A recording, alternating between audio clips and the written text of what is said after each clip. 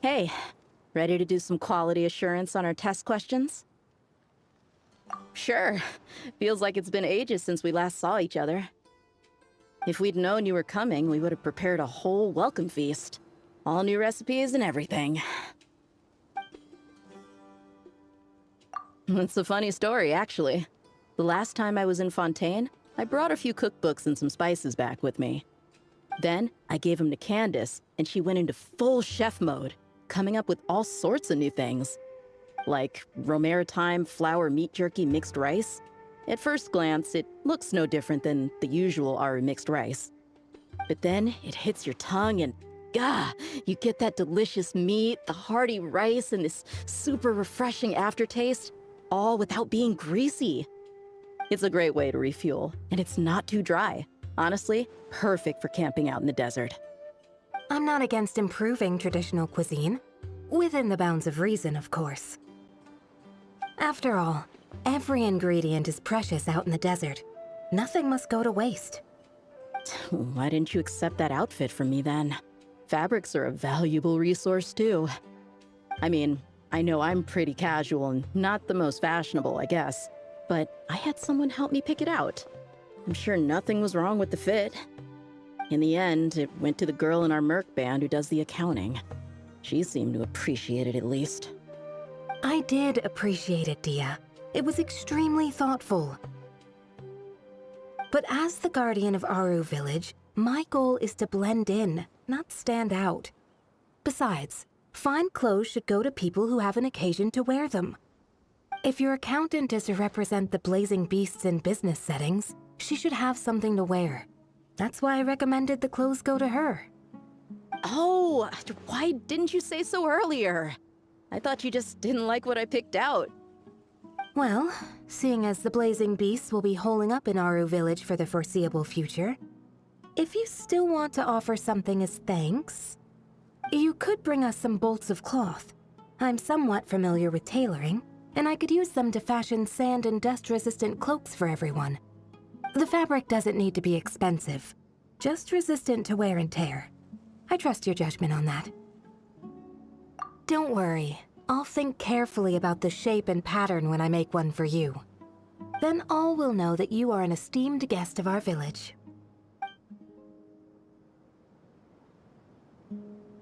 Oh man, I'm getting kind of excited. In that case, maybe I'll head to Liyue next. I've heard you can get some really nice fabric there without breaking the bank. Oh, and they've got a huge selection of silks as well, if that's what we're going for. But they've also got security in spades, so no merc work for us. We'll just be tourists, polite, well-behaved travelers. Once we're done here, I'll make a plan with the rest of the beasts.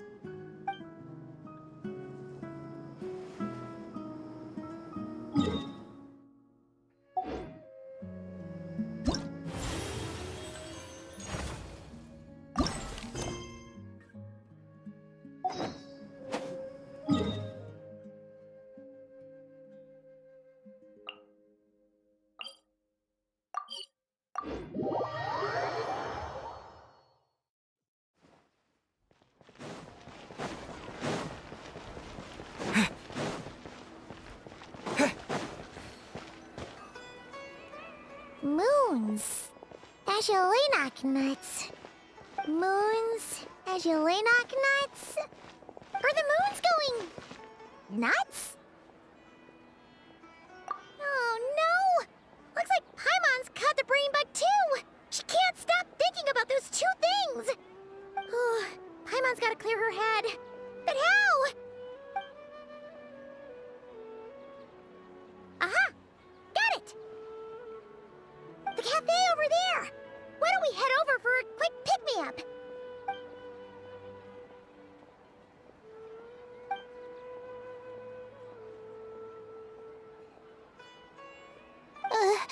Sorry.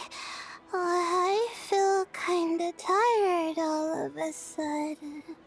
Wait! Is it because of all Paimon's muttering just now? Oh,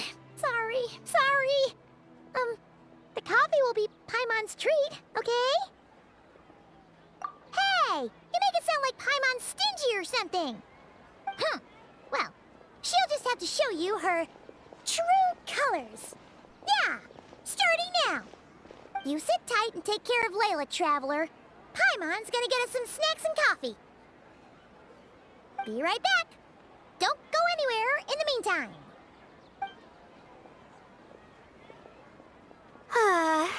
She's pushing herself again as always. Saw right through me, huh? I apologize for the sudden emergence, but I didn't have any other options. Well, that's true. So, for our sake and your safety, allow me to fill in the gaps in her memory. That's right. Layla was already in bad shape, stressing about her new study topic, focusing on the stars instead of her surroundings. By the time she realized the danger she was in, it was too late.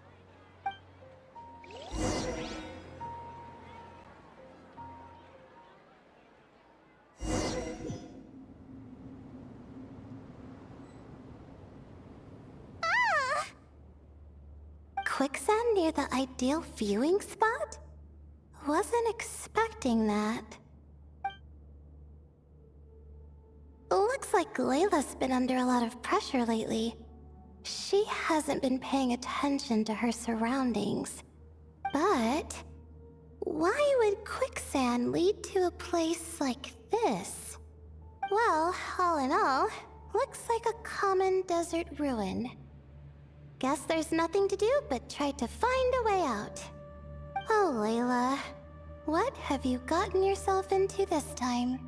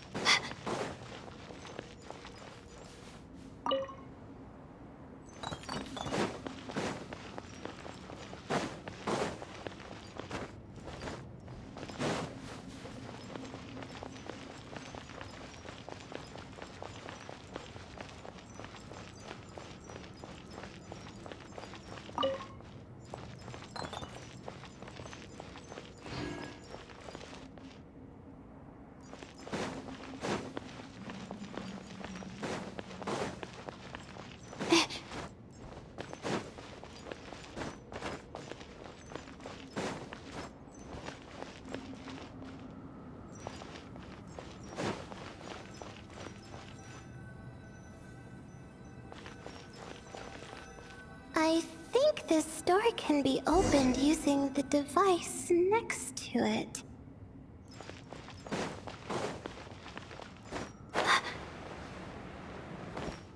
My guiding stars! Just like I thought. Ugh, what was that? My head. It hurts. Is Layla waking up? No, that's not it.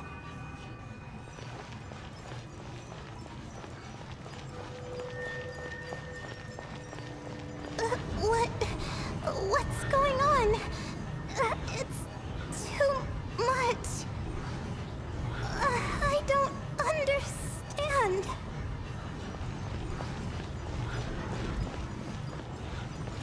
The ground is... Where am I? It's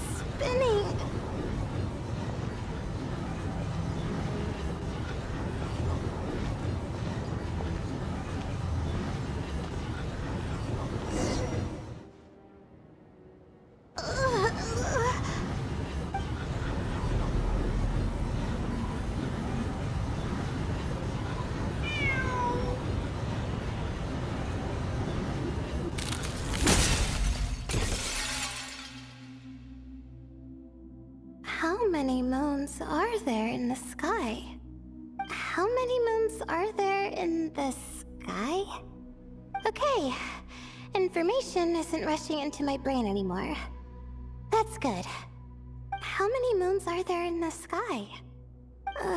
My head hurts, but there are no more dark spots in my vision, and I can see in front of me.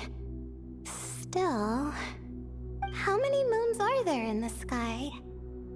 What's going on? The same thought keeps popping into my head. What does it mean? How many moons are there in the sky? Isn't there just one? A cat?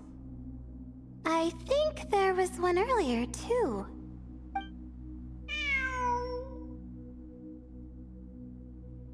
I'm not hearing things. It really is a cat. But what is it doing here? How many moons are there? No! Stop it!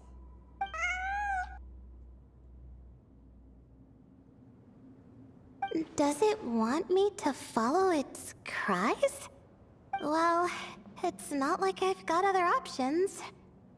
Come on, Layla. You can do this.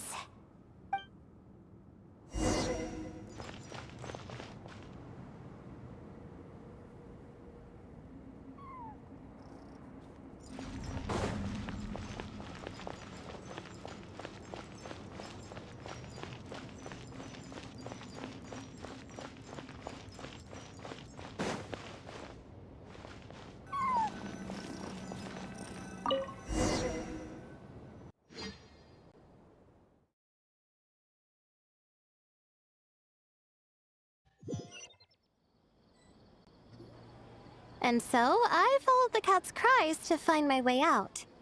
It was quite a kind creature. It didn't even leave until the other me started to wake up.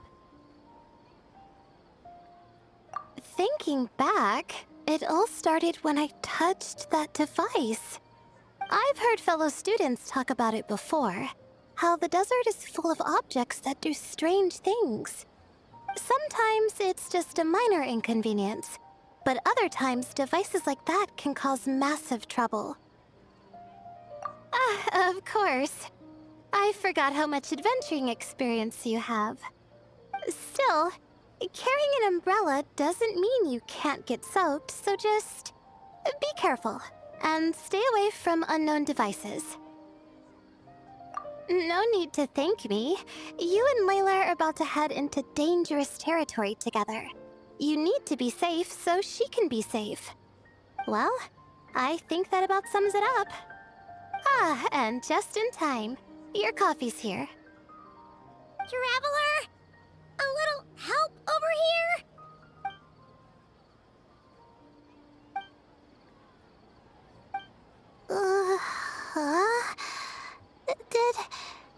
Did I fall asleep? Wow! Paimon didn't even know she had such an impressive skill! Ha! Does that mean since Paimon bought this coffee, it would just make you sleepier? A beverage that puts people to sleep. Better saved for work hours, I think. What? So you can nap on the job? Who does that? Huh? Oh. Beep boop. Oops. Oh, hey them! Kave! Nice to see you! Oh, and you too, Marak!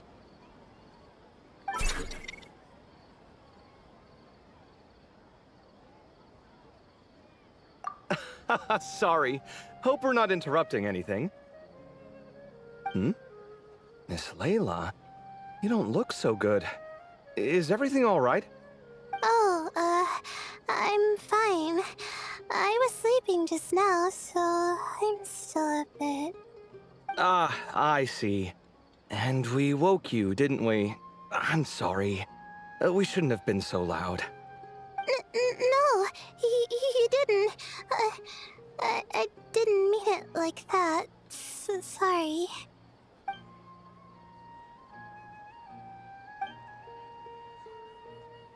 Wait, where are you going? You just got here! I'm going to do what I came here to do. Which is? Buy coffee beans? Huh? You're going too? Marak! Fine. Run off with him. See if I care. Well, looks like I get you to myself.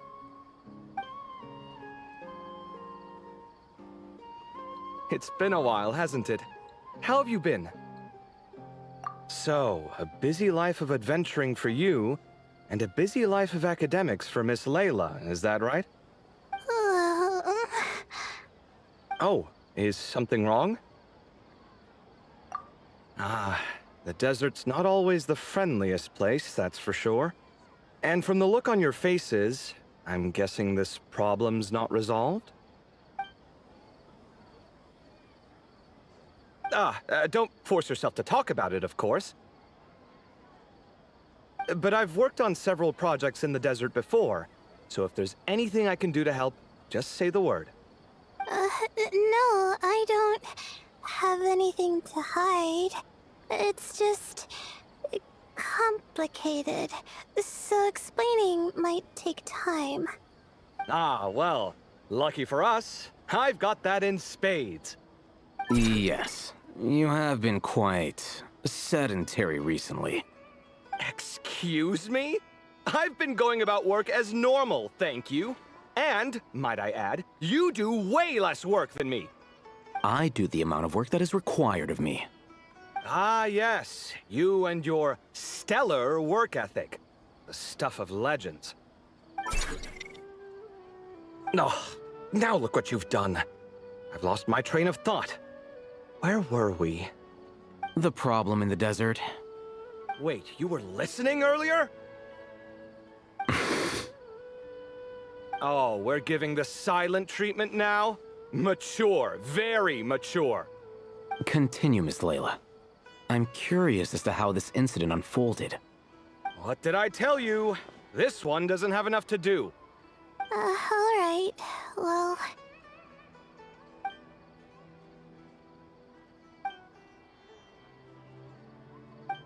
Could you still use some extra hands on this investigation team of yours? Huh? You want to join, Mr. Cave? That's right. I think my experience studying desert mausoleums could be of some use here. Al-Haytham's expertise in ancient languages could be helpful too. Besides, I consider you all to be my friends, and friends are supposed to help each other out.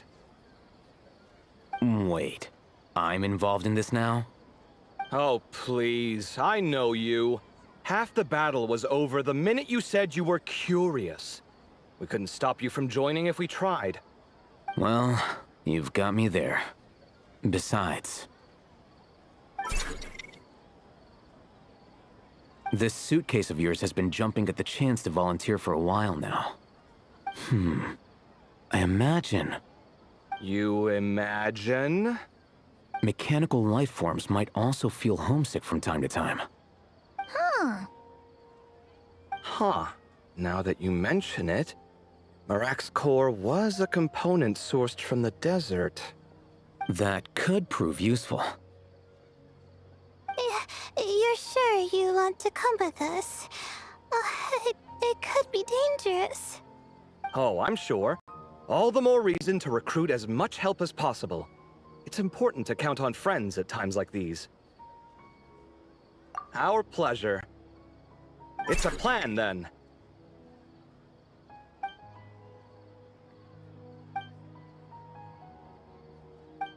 All right, we'll head back to our place to get ready.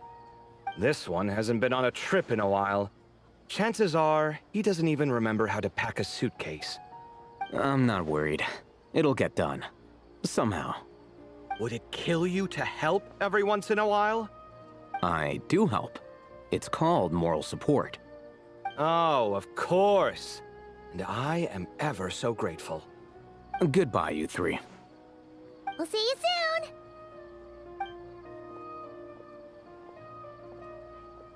Oh, and Kaveh, your coffee beans! You were too busy glaring at Al-Haytham, you almost forgot them!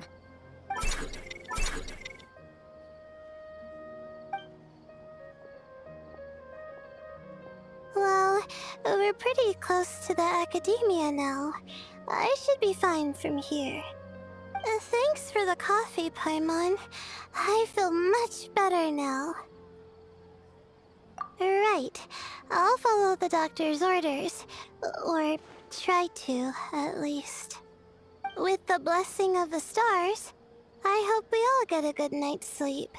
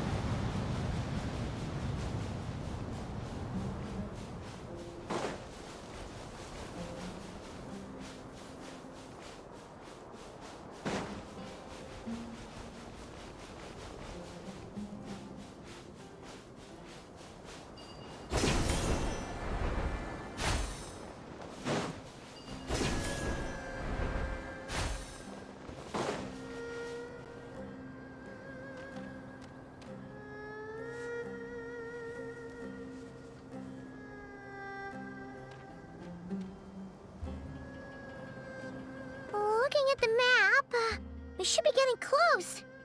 Speaking of which, the closer we get, the more Paimon's heart feels like it's beating out of her chest.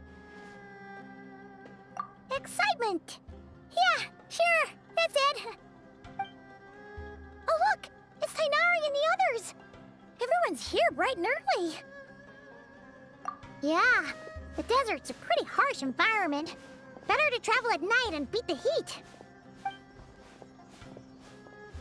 Hey everyone, we're here! Ah, right on time. You don't need to worry about me. It's not too hot yet, and I'm properly hydrated. All right, we're just waiting on the two people Miss Layla mentioned, and then we'll be set. He's staying behind. If we don't make it back after a certain time, he'll be in charge of rescue operations. You can count on me. Nice! You thought of everything! Oh, and Cyrus said he'll be in Aru Village, so he's also available if we need help. Haha! Amazing! Having people to watch your back is making Paimon a lot less nervous. Yeah, I did. After hearing about what happened, my advisor gave me some time off to rest. So, my studies are on hold for now. Then, does your advisor know you're back in the desert to investigate? Yes, but I was only allowed to come after I mentioned that General Mahamatra would be there too. Haha! Quite the reputation you've got there, Sino. Something wrong? You haven't said a word this whole time. Are you in a bad mood or something? No. Being skilled with words also means being a good listener. I'm just reflecting on what you're saying. Oh, Hatham! Kaveh! Ha! Over here! Darn it. I was just setting up a brilliant... Yeah. I'm sure you'll find another chance. The important thing is, our scribe and our renowned architect are here at last. High praise. But wait, why am I renowned and not him? He's just as famous as Sino, Dia, or Nilu. That just means your level of fame is even greater. How could a lowly scribe hold a candle to you? Lowly scribe? Please. All those strings you pulled to get those new books from the House of Dana? What do you call that? Borrowing. Anyone with an employee ID can do it.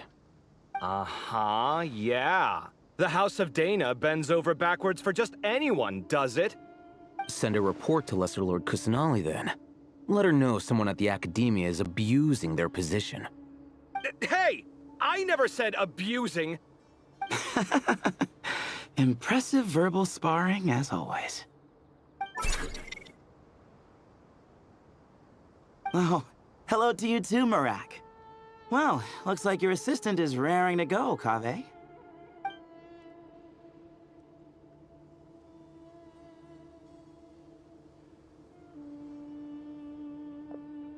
So, I say we get this show on the road. No sense delaying the inevitable. No need. We're in this together, remember? Sure. This is the entrance, yeah? Yes. Perfect. Then, if we're all set, let's get moving.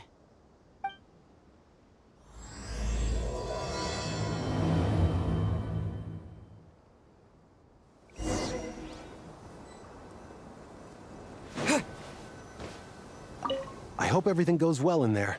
I've got your back from out here.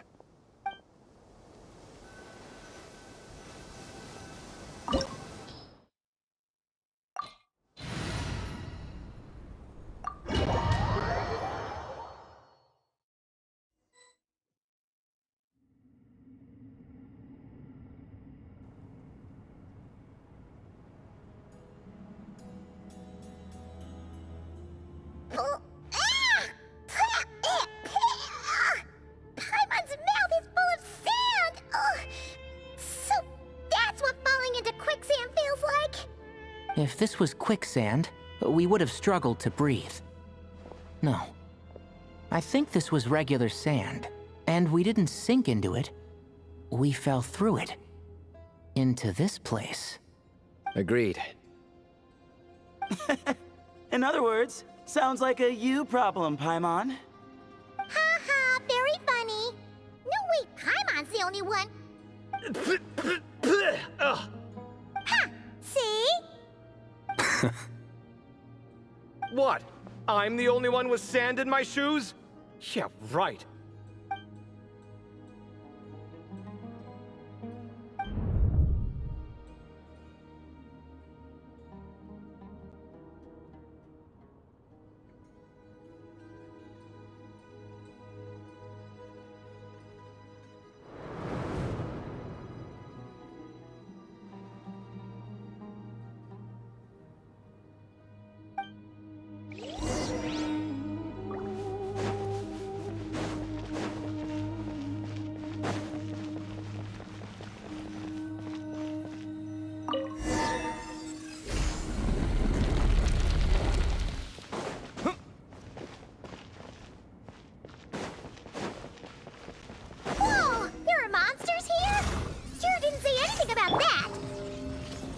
probably means he didn't run into anything. Just we're just unlucky.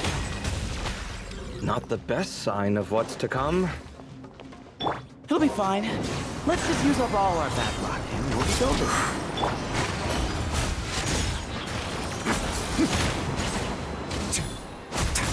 Stay cool and face your guilt. Bow your head. Let the mighty be humbled.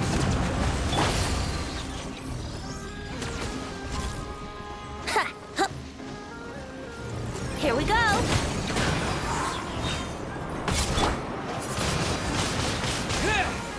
Don't run away now.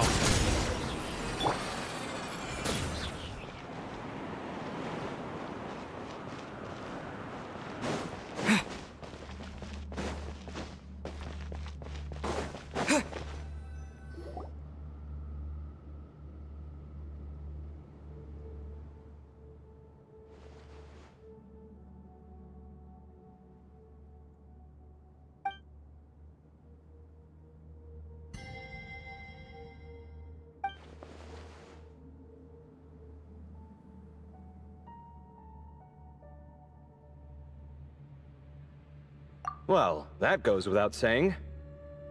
Fair point. There's just one problem, though. The only way forward is through that door. Oh! Is it time to hunt for a key? Paimon loves this part. Don't worry. With our adventuring experience, we'll find it no problem. Let's get searching.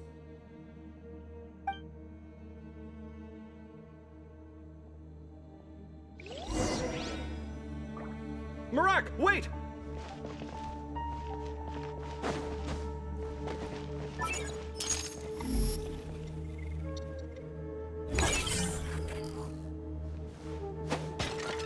Yeah.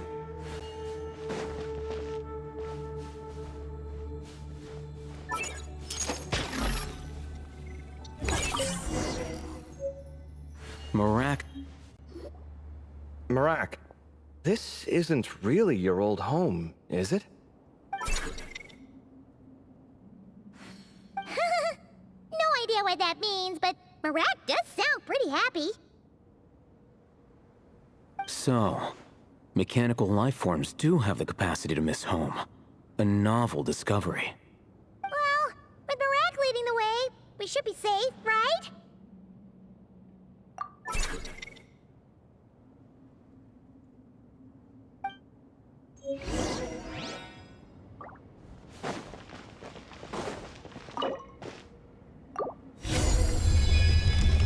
Good thing you decided to join, Kaveh. Otherwise, our investigation would have ended at that door. It was nothing that I did. You should thank Marak instead.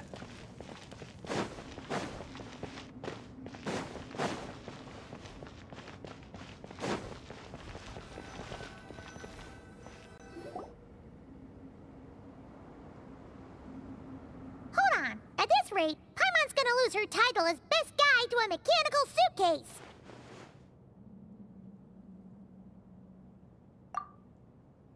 Aw, thanks. Hey, wait. What do you mean, useless? Well, no weird mental symptoms so far. I'll take that as a win. That said...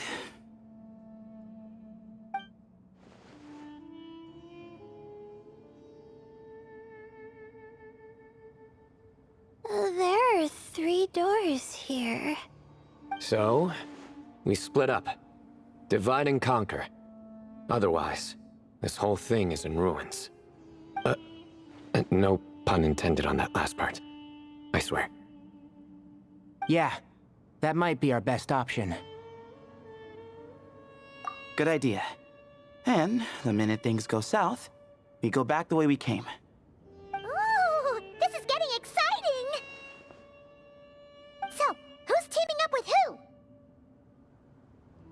Paimon calls dibs on the Traveler!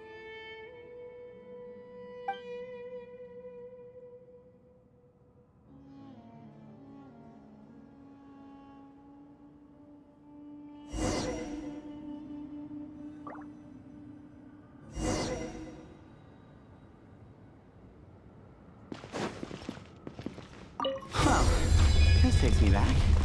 The last time we were in the desert together, the two of you came all the way out here to gang up on me. Oh? Sounds like someone's holding a grudge. Just what I like to hear. If you're still hung up on that last one, just name the time and place, and we'll have ourselves another thrilling... duel. Huh. What's with the awkward pause? Were you expecting me to stop you from saying something stupid? You two can have 1,000 duels for all I care, after we're done here. For now, focus on the task at hand.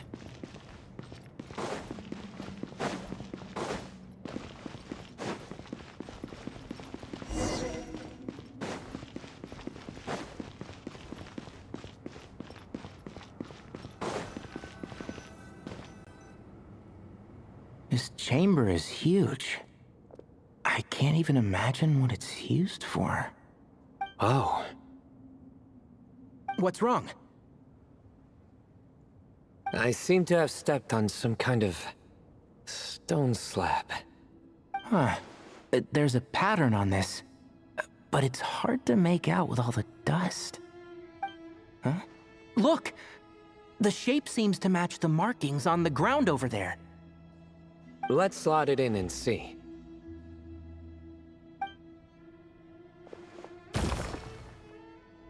And we have a match. Looks like we need to find the other 3 broken slabs. Let's search the area, but be careful where you step.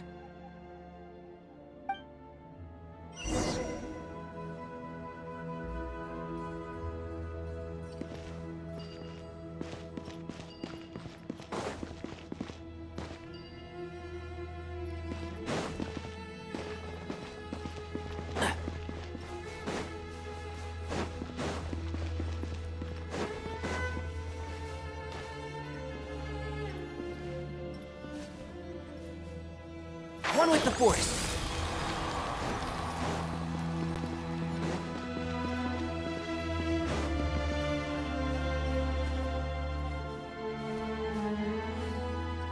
Keep up.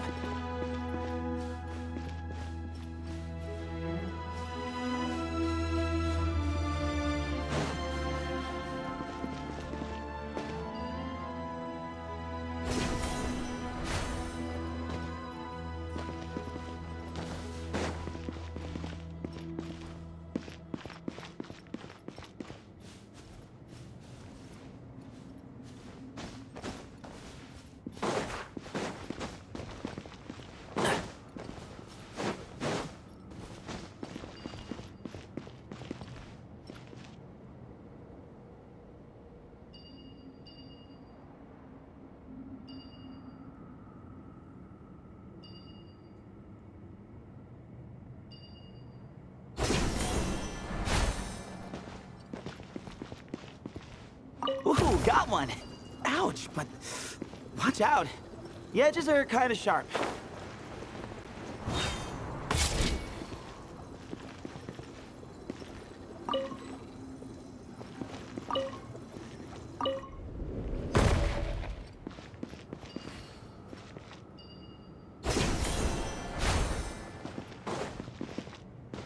Got the third piece.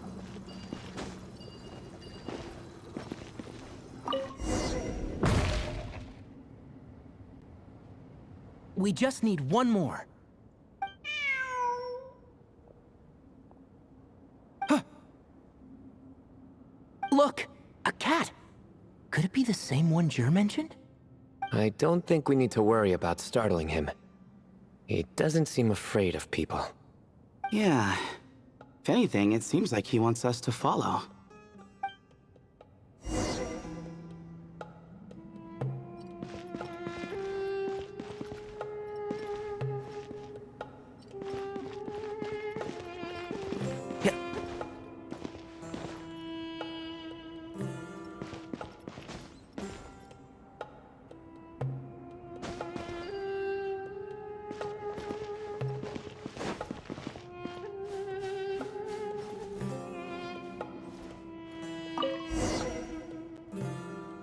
Oh, he led us to the last piece. Who's a good kitty? I never thought I'd hear you say something like that. You've clearly never heard how the professor talks to his tomatoes, then.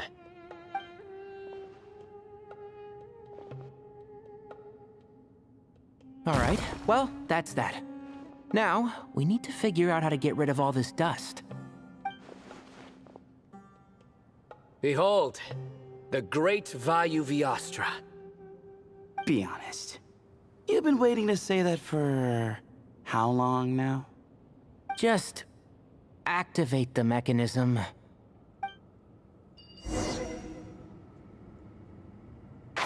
Can't see?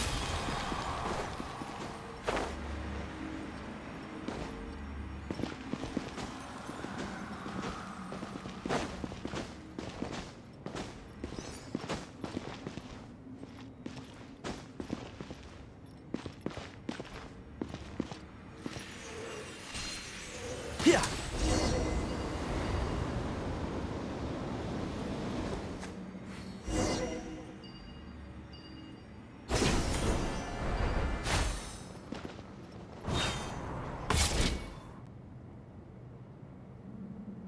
Huh. It worked. It's a picture of... 3 Hermanubises? That can't be right. The ears aren't vertical. Oh, true. And the looks fall short. My hat is much better looking.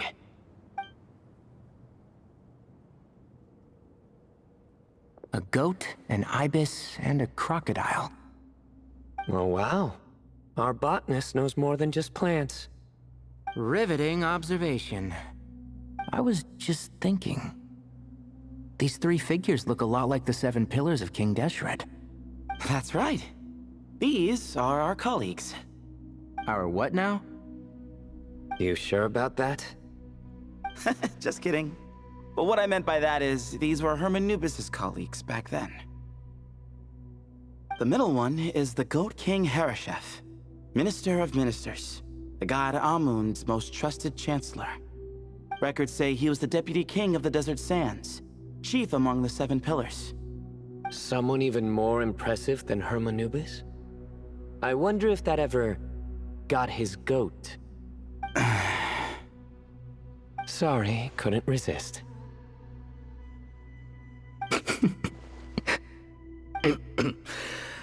Okay, that was a good one. Wait, really? I've got so much more where that came from. Where were we? This is Sobek, the Crocodile King, captain of captains. As the name suggests, he was a valiant commander and had dominion over all weapons of war. And finally, this is the Ibis King Thoth, scribe of scribes. Your memory's pretty impressive. I bet you're almost as good as me at memorizing cards. A scribe? Did he manage archives then? Like Alhaitham? Wait, that's all Alhaitham does? I never knew being an academia scribe was such a cushy job. Well, that's how his friend put it, anyway. But it does seem like he has a lot of free time. Well, I don't know much about the academia, but I'm sure the Ibis King had more responsibilities than that. The temple's records say he represented the wisest aspects of King Deshret, inventing the desert script and arcane arts at his king's command. He must have been quite the impressive man then. Or creature, depending on how you look at it. Still, why are these 3 the only ones represented here? What about the other pillars of King Deshret? Maybe because the 3 of them were extra close? Huh. Kinda like us. Oh yeah! Maybe we should have someone inscribe us on a commemorative stone slab too. Or we could just take a picture. It would serve the same purpose. Anyway, no more distractions. Huh. Doesn't it look like there's writing carved into the corner? Huh. There is. And it's in the ancient desert script too. Looks like the Ibis King left you some homework. Give me a sec. I'll try and translate it. The ministers are unvirtuous. The scribes unwise. The captains unworthy. My end is not humanity's end. Hereby bestow upon you all the far side of eternity. Wait, so they went to Aru? It doesn't sound like it was their idea. The far side of eternity is said to be the final land of dreams for all desert dwellers. But if such a place did exist, wouldn't it also be an inescapable prison? Yes, and based on the writing here, it's clear King Deshret wasn't pleased with these three. This gift he bestowed upon them seems more like a punishment. Such is the power of a king, I suppose. Which means the goat's the one who got in the end. Huh. Yep, not as good the second time. What? Impossible. Well, looks like that's all we can learn here. Should we keep going? Yes, no time to waste.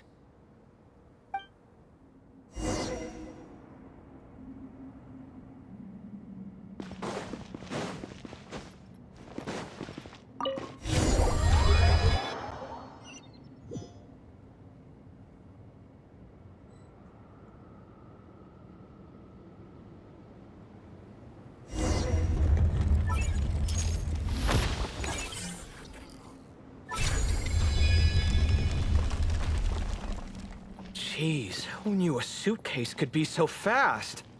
Marak is nothing like this when it comes to housework. Hey, wait up! A scout's job is to take the lead. Just let Marak figure it out. Easy for you to say. I'll be the one doing the repairs if something happens. Why don't you go scout ahead then? When I think of a comeback, I'll let you know. No rush.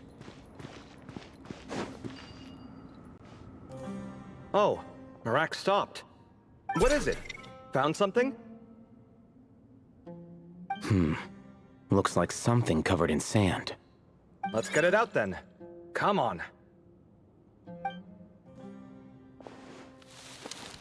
Oh, it's a stone slab. Good job, Marak.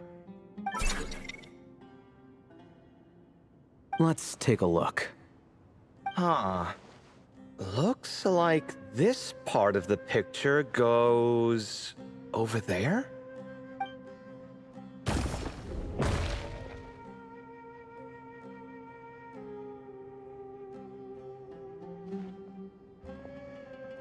In that case, there must be other pieces. All right, and let's look around. Hey! Why are you sitting down? I thought Marak was helping. Oh, so you do know what that word means. Great. Are we supposed to just sit back while Marak does all the work? No, I doubt you could do that. Exactly. But I can.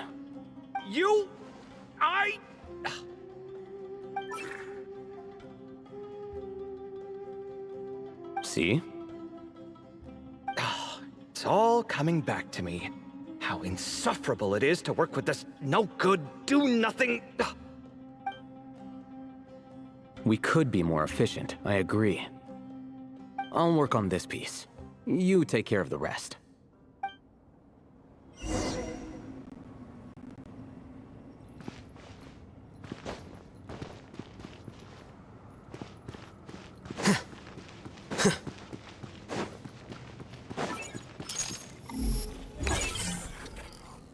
Found one!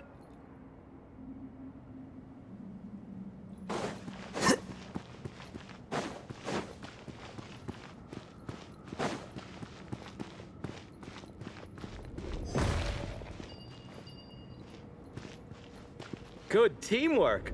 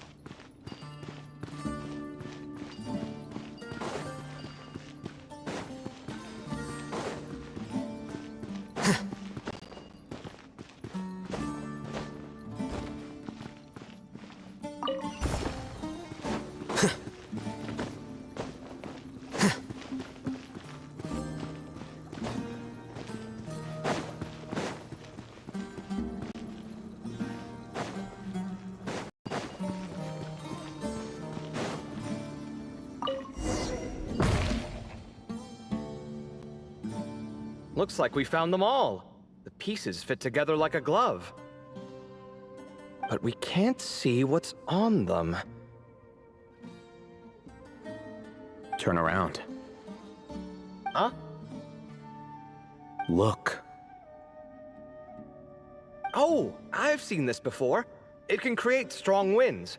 Just what we need to clean off the slab. Come on, let's... Hey! Don't worry about me. If I sit here, I won't be in the way. Oh, you don't want to be in the way? Then sit right in front, so the device can blow you straight back to Sumeru City.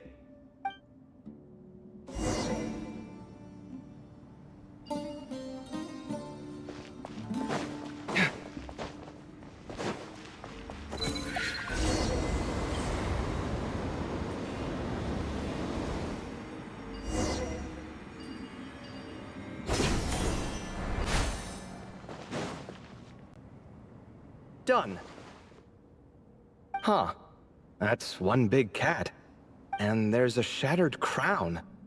I think it's depicting some kind of story. Look, there's writing too. The Ibis King answered the young noble, granting him the wisdom he sought. But the fragile crown was shattered by lies in the end. Here I leave the name, Gudars. Gudars. I've seen that name in a history book before. He was a young noble who sought to save his realm, and a king who once united the desert. That's right. Although his methods were rather shameful. During his long reign, he betrayed his family and the nobles who supported him, only realizing the error of his ways after his enemies left him nowhere to turn. But by then, it was too late. Seems like a common occurrence across history. Different people, same mistakes. It's an inevitable pattern, destined to repeat itself.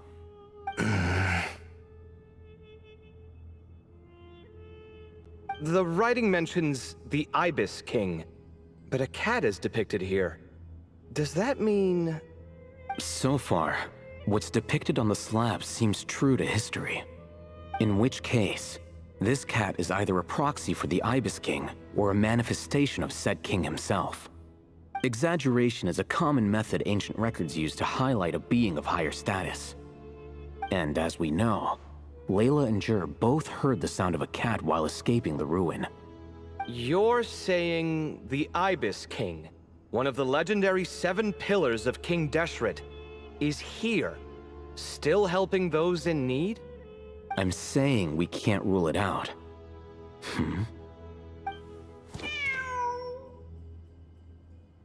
Wait, there it is!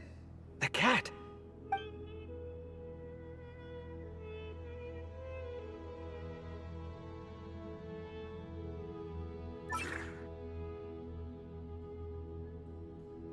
Ah! Marak went after him! The cat's showing us the way forward. Come, let's follow. Okay.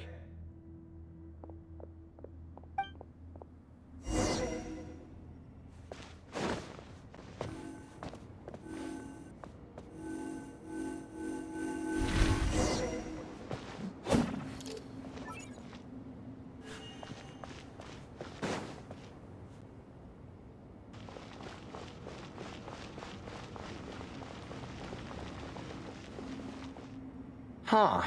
The cat's... gone. Yes, but look where he led us. Oh. Another slab. It looks similar to the last one.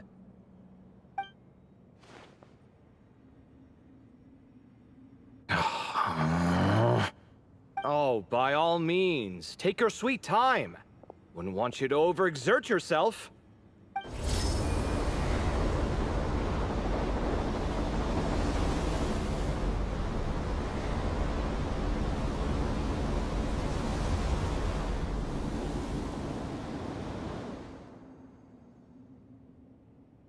Huh. The scene depicted here... Seems to be a different tale. The Ibis King answered the gin-blooded dancing girl, granting her the wisdom she sought. But enemies plotted to kill her close kin. Snake venom was her self-chosen end. Here I leave the name. Makaira. The Temptress of Woe? You've heard of her? Of course. I don't just sit around doodling all day. She's mentioned in tons of papers about the desert. As I recall, she was given as a gift to the Tyrant King of Gurabad, and later seized the opportunity to kill him. After getting her vengeance, she reigned as queen for many years, until her enemies attempted a coup, and she took her own life. That's more or less the version I've read as well. It seems this queen also had dealings with the Ibis King. Yeah, I'm starting to find this whole granting wisdom business a bit concerning. I mean, considering how Gudars and Makaira ended up, it might not have been a good thing. But, at the same time, if the cat guiding us is linked to the Ibis King, then he doesn't seem like a villain either.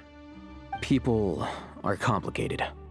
And the same is true of the servants of the gods, no matter their wisdom or power. Let's reserve judgment for now, and keep moving.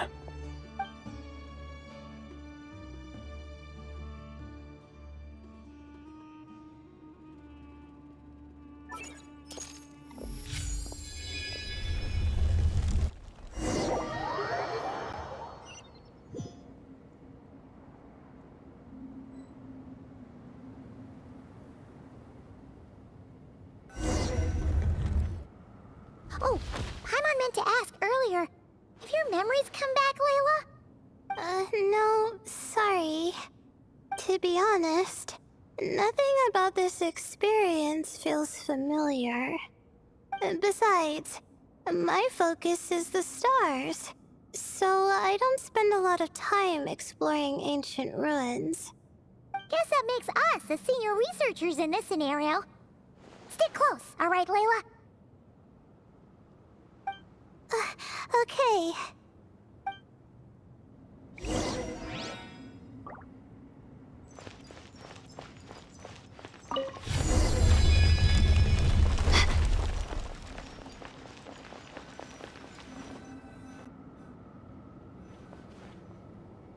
Wow.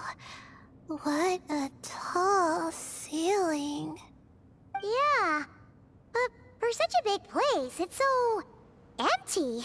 Like no one ever lived here. Sure must have been boring to live in ancient times, staring at ceilings all day. Now that you mention it, I've heard some people used to draw star maps on their vaulted ceilings. Some might even make them transparent to better observe the movement of the stars. It sounds so nice. Stargazing from the comfort of your own home. Wait a second.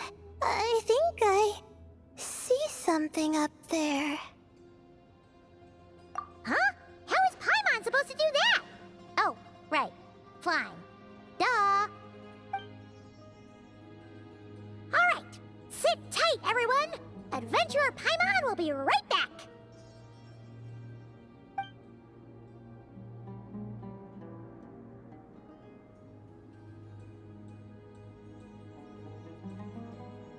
Okay. So, there's nothing super special up there. Just a couple of shelves, tables, jars, and scrolls. And a whole bunch of dust, dirt, and sand. You really want to search through all that stuff? Well, when you put it that way... Come on then, let's see what we've got. Paimon's hoping for something super valuable. Thanks. I'll stick close.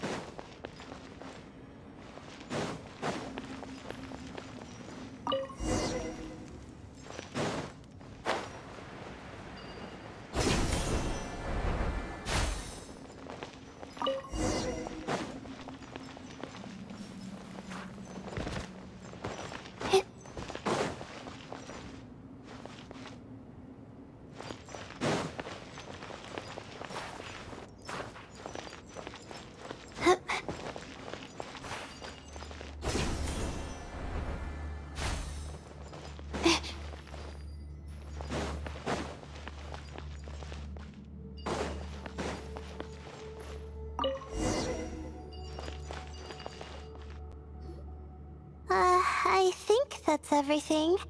Most of the documents are in the ancient desert script, except these ones. These seem old as well, but the handwriting makes them stand out. Right! Let's arrange them in chronological order before we read through.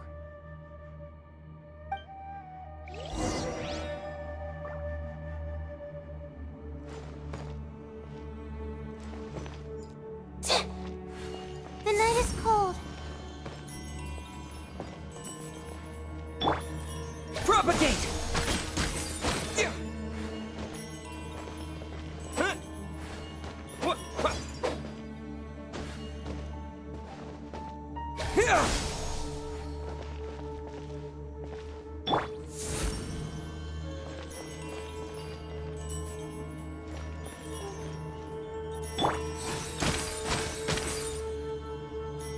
Scatter!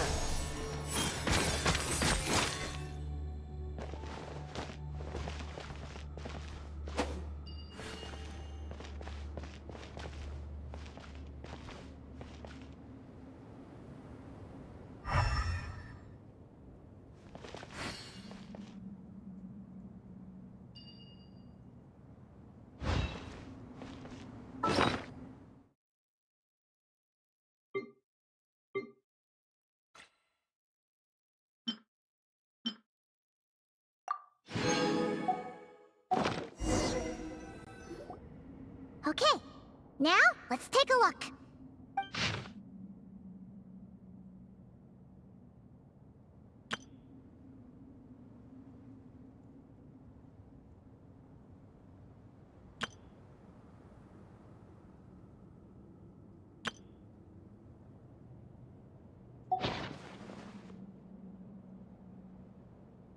Maybe this person fell in by accident, like Mr. Jur and me. Yeah, maybe. But they don't sound super worried about their situation.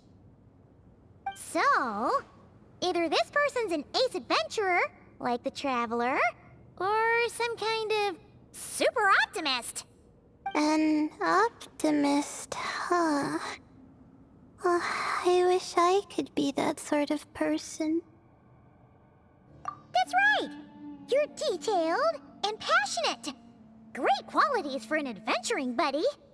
This optimist seems super obsessed with exploring every corner of this place. That could have gotten them in big trouble for all we know. Well, I appreciate the compliment. It's almost magical how words like that can make you feel like you can do anything. I only wish that magic could last a little longer. Until I figure out my new study topic, at least.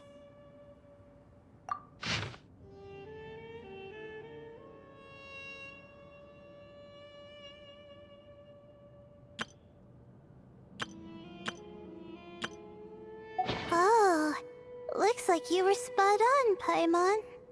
See? Told ya! That's what happens when you don't think things through. And all this talk about seniors and juniors, he was a student just like you, Layla. Whew, he sure talks a big talk for a student, though. You'd think he was some kind of old scholar instead.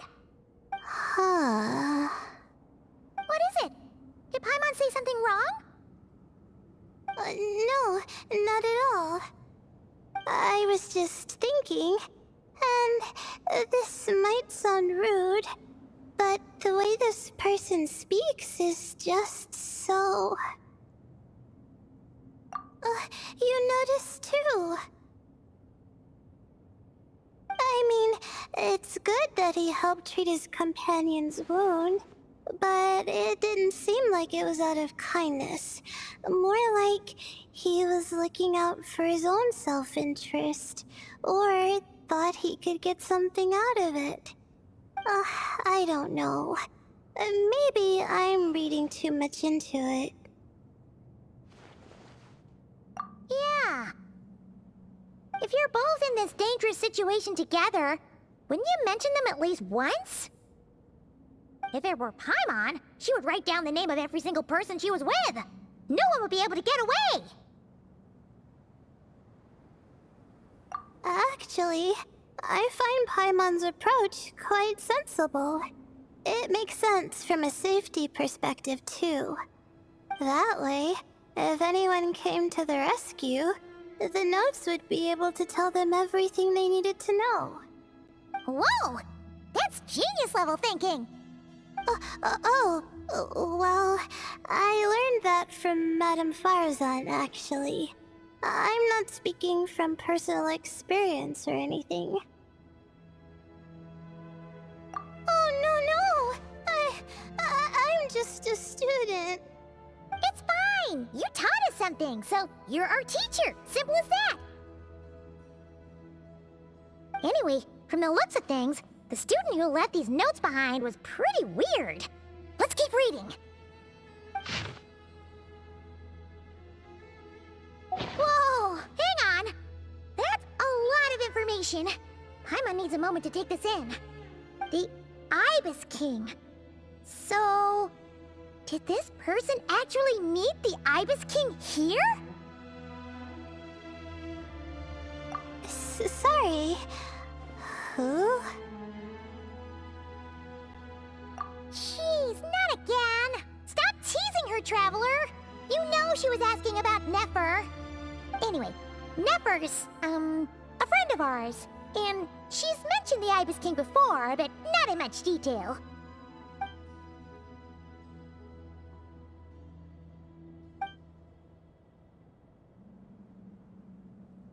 Oh, I see. Well, that's not too surprising. Most people in Sumeru know about King Deshret, and most in the academia have at least some knowledge on the Seven Pillars. Legend has it, King Deshret ruled the desert at the head of several wise retainers, guiding their people to pursue the limits of wisdom. He also left behind treasures for future generations, which continue to be relevant in nearly every research discipline. Now, this message indicates this student and his senior were rescued by the Ibis King. But to think it's possible to meet him in a place like this... We don't know when these notes were written, but didn't the Seven Pillars disappear a long time ago? Yeah, the notes made it sound like his powers were restricted. Also, the mention of this form? What is that supposed to mean? I'm not sure. Let's keep reading. Oh, this is the last page. There's even a signature at the end. Well, sounds like they made it out. Guess it was a happy ending after all. Wait, but it says... the Ibis King cannot be trusted. Huh. Our friend said something similar. That the Ibis King was a liar. And the notes did make it seem like something wasn't quite right with him. Maybe he wasn't one of the Seven Pillars at all, but some kind of con artist. Great, Ibis King! If you heard that, Paimon didn't mean it. Please forgive her. Don't trap us here. I think Paimon raises a good point. Let's keep our guard up just in case. Alright, I think that's all the clues around here. How about we... Oh, it's Marak! That means Kame and the others should be around here, right? Hello? Anyone up there? Can you hear us? Yeah, we can! You know, sound travels just fine in an empty chamber like this. You don't have to shout. Of course, if you're shouting to express your excitement at being reunited, by all means, pretend I never said anything. Yelling like this is kinda exhausting. Come on, let's head back down.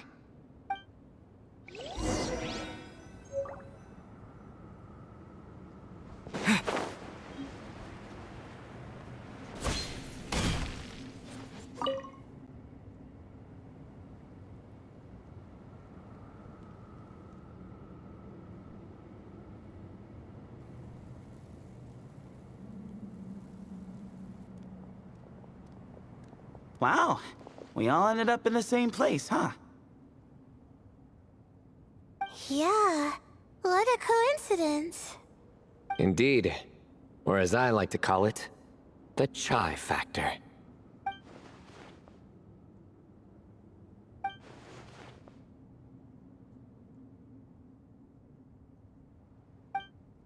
Uh...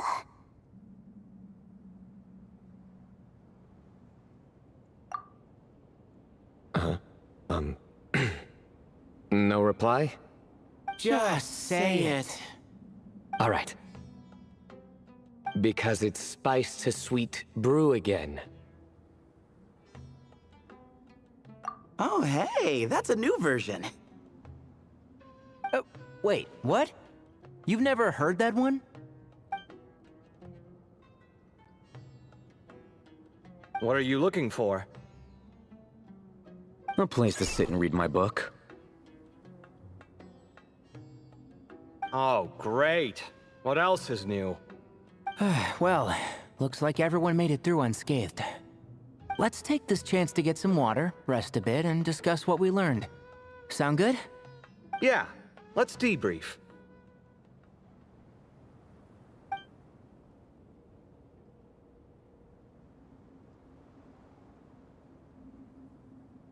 Okay, so we all learned a lot, but it feels like we ended up with even more questions. Yeah, but one thing's for sure. This place is tied to the Ibis King in some way. Hey, Sino. You're the current representative of Hermanubis. Can you call him up for a sec? Of course. Just let me sense his presence.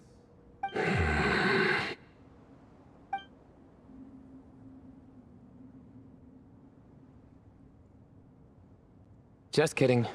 I can't sense him at all.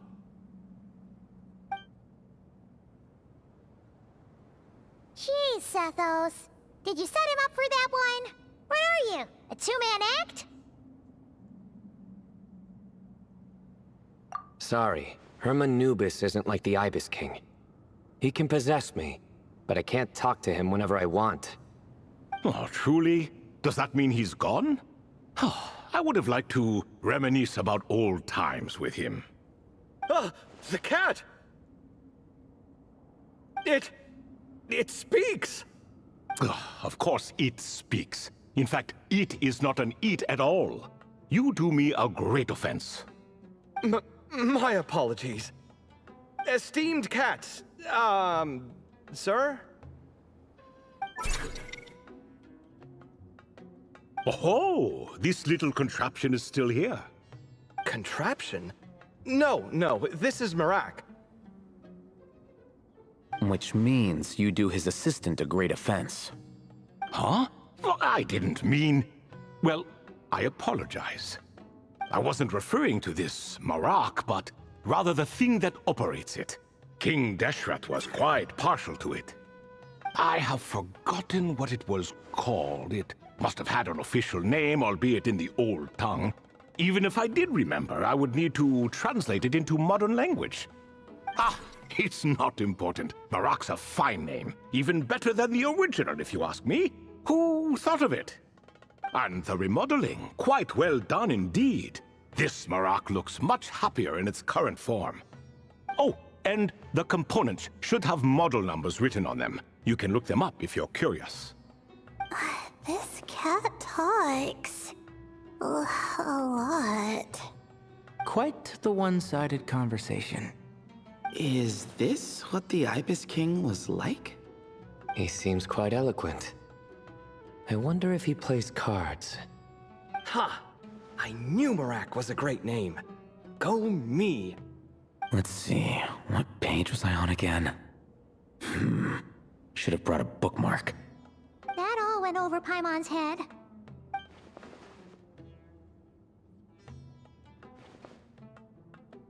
Hello indeed. For you to know my name. Yes, I was not mistaken. You are special among your companions. But you are all guests. It is only proper to invite you in. Come then, this way.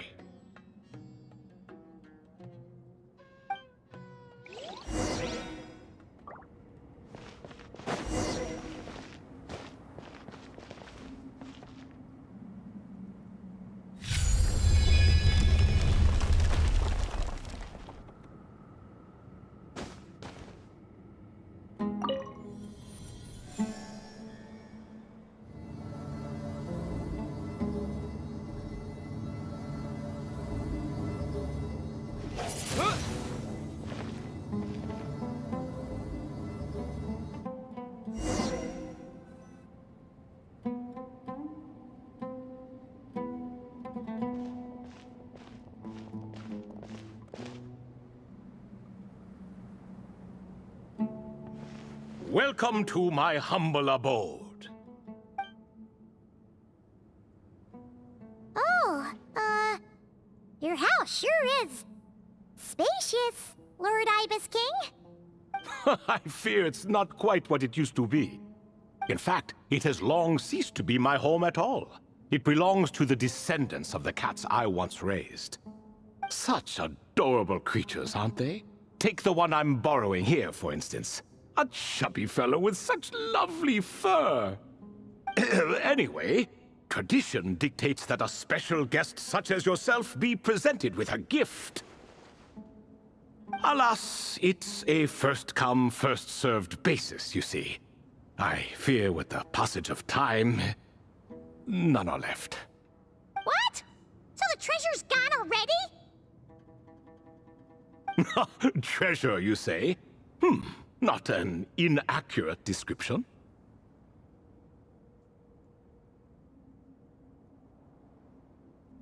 Yes, and no. I have the power to grant gifts inaccessible to the masses. The only requirement is answering a question. Not a bad deal, yes? Of course, my questions were given unto me by King Deshret, who in turn received them from the Mistress of Flowers. There are 3, and no more. What causes our rise and fall? What obliterates love and hate? What determines truth and falsehood? The more he talks, the less Paimon understands. I see. That must mean Gudars and Makaira managed to answer 2 of the 3. Another who understands. Oh, so that's the event those 2 slabs are depicting. Ah, priests and their records. A singular obsession, and quite boring, too. After being imprisoned within Aru, I could, on occasion, take the form of a cat to converse with those around me. But I despised speaking to them. No conversational skills whatsoever. Now, humans like you who stumble in here from time to time, you are much more interesting. Hold on, we're getting off topic again. The 3 questions you just mentioned? What are they for, exactly? Ah, that is a story that begins with King Deshret. And we're in for another long one. Nostalgia for the past is common to us all, is it not? And our king, he was such a proud, solemn man in those days. He watched us speak of the present and the future, of the wisdom we possessed or were about to obtain. We were his proud retainers, confident in our belief that, so long as each one of us used our abilities to the fullest, progress was inevitable. Yet, King Deshret's ambition was not destined to be allowed in a closed-off world such as this. So nothing went as planned. In fact, from the beginning, there were signs an outcome of this nature was inevitable. Because although there were 7 pillars, one was forever absent. Al-Ahmar would insist the Dendro Dragon Sovereign was one of us, but the dragon herself rejected that idea. Huh. Like a card you can never seem to draw from your deck. More like a card that was never in the deck to begin with. Alas, that's just who Al-Ahmar was. There was nothing we could do about that. And I always preferred chess to cards. In the end, life grew unbearable for our king. But, of course, those who remain must continue to live on. But subjects like us were less fortunate. After all, the fate of a retainer is decided by the king, including the chance to walk away. So it was then that King Deshret had Kroko, Goti, and I locked up within Aru, where we remain to this day. Krako. Goti? Ah, of course. You're more familiar with their full names. Sobek, the Crocodile King, and Hereshef, the Goat King. And let me tell you, when it comes to chess, Hereshef was a habitual backseat strategist, always spewing nonsense from the sidelines.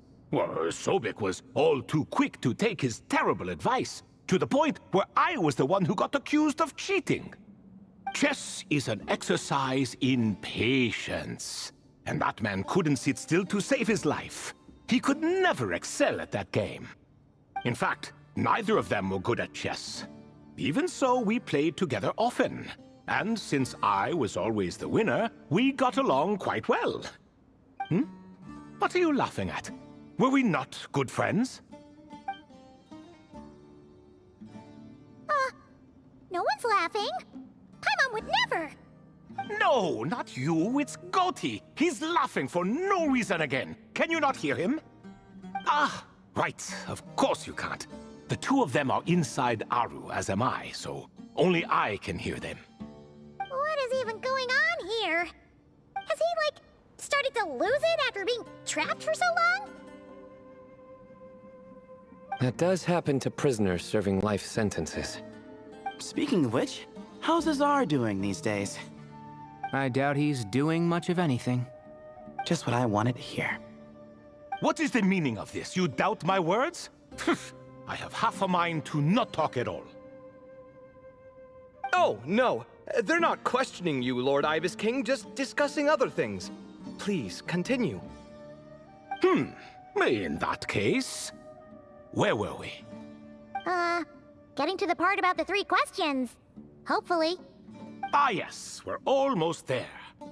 Before I entered Aru, King Deshret said I could be released from my eternal seal if I chose humans who could provide the correct answers to those 3 questions. The first person who caught my eye was Gudars.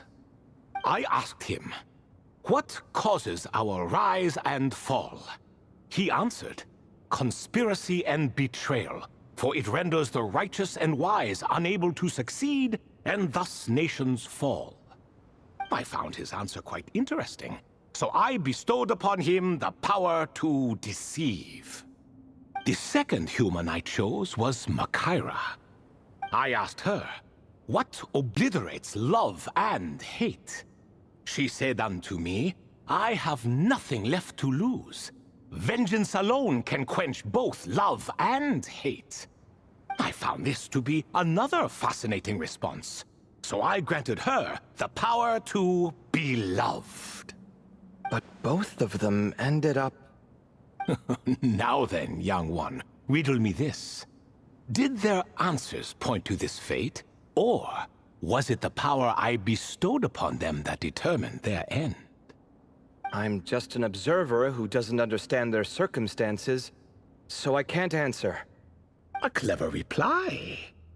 I do not wish to comment either. It is all in the past at this point. My only wish was for their answers to be acknowledged by King Deshret's rules, and bring me one step closer to freedom. As for the final person, her fate remains to be seen, so I will not reveal her name. I asked her, what determines truth and falsehood? And found her answer quite compelling, so I bestowed upon her a gift to match. As you can see, however, I have not been freed, so it's clear the answer she gave at that time was wrong. But alas, 3 people were chosen and 3 questions were asked. So now all I can do is wait. Wait until her wisdom is in line with the rules set forth by my king. Until she has found the true answer to that question. No wonder there was no 3rd stone slab then. Or perhaps you're just not ready to include her in the story. Though that might be a generous interpretation. Well, it's not merely because her story remains unfinished. As the remaining priests of this place left, or passed on, there were none left to record the events that followed. Besides, stone slabs are few and far between in the Great Red Sands. In the sprawling desert, very few things or people even manage to leave a trace. But sometimes I can't help but wonder, if that young man from several centuries ago had been willing to answer my question, would I have left Aru by now? So there was someone else? Of course, it has been thousands of years after all. All sorts of people have stumbled upon this place, but I only chose the special ones. That young man had such a singular intelligence, though his companion, by contrast, was rather average. The author of those notes we found? The student named Zandik? Ah, yes, I think that was his name. In truth, I was unsure whether I should grant him my third remaining gift. He was, of course, exceedingly clever, but he was also mistrustful and narcissistic in equal measure, and there did not seem to be a line he was unwilling to cross. Too much power could be dangerous in the hands of someone like him, so I found myself rather relieved when he declined my gift. Oh, he turned you down? Did he give a reason? Yes. He said he didn't need it. I still remember the look in his eyes. Nothing stood out per se, and still I could sense contempt and disdain radiating from his gaze. I could not give an exact reason, but on instinct I just knew it would not end well to get close to a man like that. So, I tricked him. Stick close to your companion, I said. Only the descendants of Tuletula can come and go as they please. Leave him behind, and there is no escape for you. So, does that mean his companion wasn't a descendant of Tuletula? Oh no, that part was true. The lie was in the other half. Anyone can enter or exit this place. There are no restrictions. I saw that his companion was exhausted and was concerned Zandik might leave him behind, or worse, that some other accident might befall him. So I made up an excuse to prevent Zandik from going a step too far. Oh, and speaking of, Sandik's companion had the same blue hair and pointed ears as you. Wait, does that mean Layla's also a descendant of Tuletula? Indeed. When Hermanubis founded that city, he took in many who had nowhere else to go. Today their progeny are scattered to the four winds, and indeed are far more numerous than I could have imagined. So the person you protected could have been my ancestor. Yes, yes. You're very welcome for that. Could I ask another question, Lord Ibis King? Of course. I have nothing but time, I'm afraid. Did you also save me and a man named Jur? I did. You two were quite unlucky bumping into a device King Deshret once used to measure human brain power. That contact caused more knowledge than you could handle to flood into your minds. So I replaced that knowledge with simpler, repetitive information. Of course, the side effect being the same thought repeating over and over again in your mind, but that should resolve itself in time. How many moons are there in the sky? Yes, that was the phrase I used in your head. I forgot the other one, though. I believe it had something to do with food. Both were spur-of-the-moment decisions, so no need to dwell on the meaning too much. Oh, I see. Thank you, Lord Ibis King. As I said, young one, you are most welcome. If you're inclined to return the favor, perhaps you could turn off that device so no one else can trigger it? There's only so much a cat's paw can do, so I'm afraid this is something I must leave to you. Or Marak, I suppose. Oh, splendid! Another one bites the dust. Such is the fate of things here. Day by day, little by little, the remnants of ages past fade into obscurity. For that reason, the gifts of bygone eras, be they tied to your blood or technological in nature, are not to be revered. They are tools, nothing more. Disrespectful? I simply make the most of what I have. Besides, our king has been gone all these years. What good does it do to revere him now? Oh, are you talking to the Goat King again? No, Croco this time. He's pestering me for another game of chess. Says he wants to even the score. Wishful thinking, if you ask me. If we counted one push-up for every loss, he'd owe me 300,000 by now. Of course, that's just a rough estimate. I've never kept count.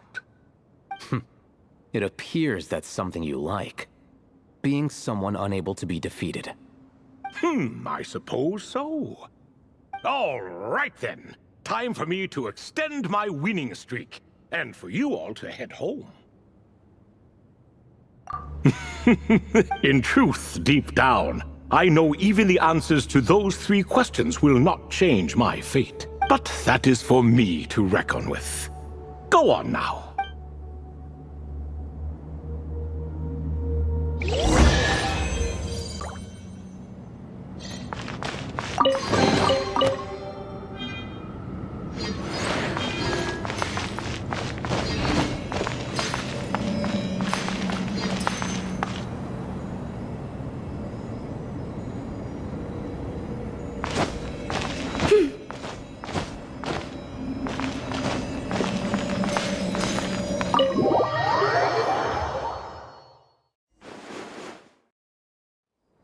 Excuse me, do you even know what time it is? I've harvested 3 crops of tomatoes while you've been gone. You're exaggerating, Professor. I'm making a point. There's a difference. Sincerest apologies for keeping you waiting, Professor Cyrus. See, that's what I call manners. Now, are any of you hurt? Nope. It went way smoother than we expected, actually. I presume the investigation is complete then. Come, tell me all about it. Oh my, did you luck out? If you've read the work from the Vahumana Dashan, you would know that the Ibis King has, well, let's call it a mixed record. Perhaps he softened up a bit in his old age, and that's why he chose to help you. Or perhaps he just didn't have a good enough reason not to help us.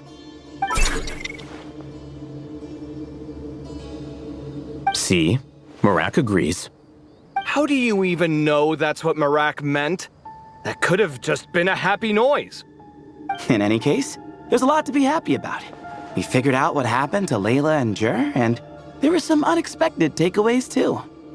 Yeah, I never expected to learn about my ancestry. I've always thought of myself as just an ordinary student. I never would have even considered something like that could be true. Come to think of it, our ancestors might even have been friends at some point. Huh? You're right. Maybe I should take a trip back home to see if I can find any records about that. Oh, I was just throwing that out there. I wouldn't want you to go to the trouble. It's fine. My advisor gave me a break, and I still have a few days left, so... Oh, wait. My study topic. I haven't made any progress at all. No, right. Couldn't you help her, Professor? Huh? No, I could never. Me, you say? I'm from the Spatamar Darshan, and I don't think that Nephis or Zahahadi researched the stars. All I have to offer are my homegrown tomatoes. Although I suppose it's not impossible. I can ask a few old friends to recommend some interesting topics. You really don't have to.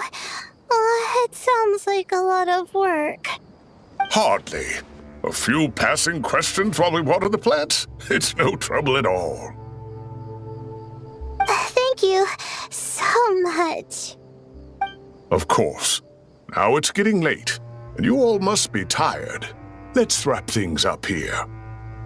Some say desert nights are the sun taking mercy on us after the heat of the day.